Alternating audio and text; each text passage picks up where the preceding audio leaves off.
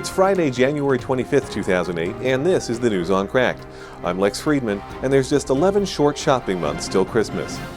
According to ABC News, a Bank of America in Las Vegas was robbed yesterday by a female robber dressed as a man. Authorities have released this photo of the suspect.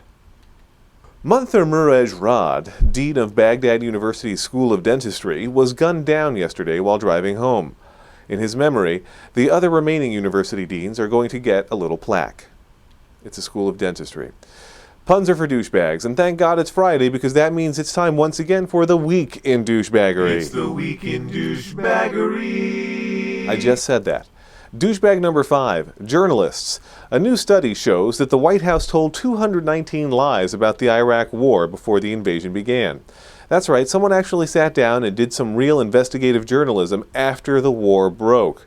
I can't wait to see what these guys are going to find out when the world comes to an end. I can see it now. A new report today found that NASA told several lies about the asteroid that hit Earth and wiped out the entire human population. In a related story, you're dead. And so is Heath Ledger. Douchebag number 4. Speaking of Heath Ledger's masseuse. She came in, saw a crumpled up Heath Ledger, whom she took for unconscious on the floor, and did what any of us would do. She called Mary Kate Olsen. This is true. She was apparently following that age-old adage, when someone's in trouble, call a talentless anorexic.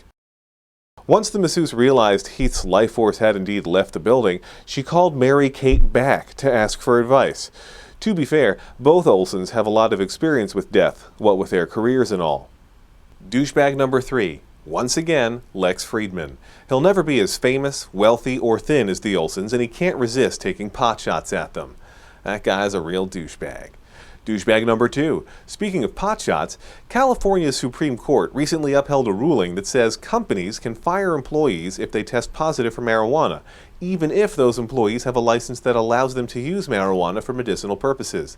This from 7 people who show up to work every day in their robes. The new ruling gives a huge blow to Crack.com, and not the good kind, where it takes an entire bag of Maui Wowie to come up with enough words to make one of our full-length articles, like the 7 most retarded cartoon dogs of all time, or 6 fictional characters named Neville who get more chicks than you. Thanks, Supreme Court of California, you douchebags. You're putting me out of work. Finally, douchebag number 1, the mayor of Washington, D.C. He recently fired 9 employees for using government computers to access pornography while at work. In related news, Crack.com recently fired all 6 of its trained monkeys for using their computers to do actual work instead of downloading me porn at every available opportunity. That's it for both the Week in Douchebaggery and today's edition of the News on Cracked. Check back Monday to see if Heath Ledger is still dead. I'm guessing he will be.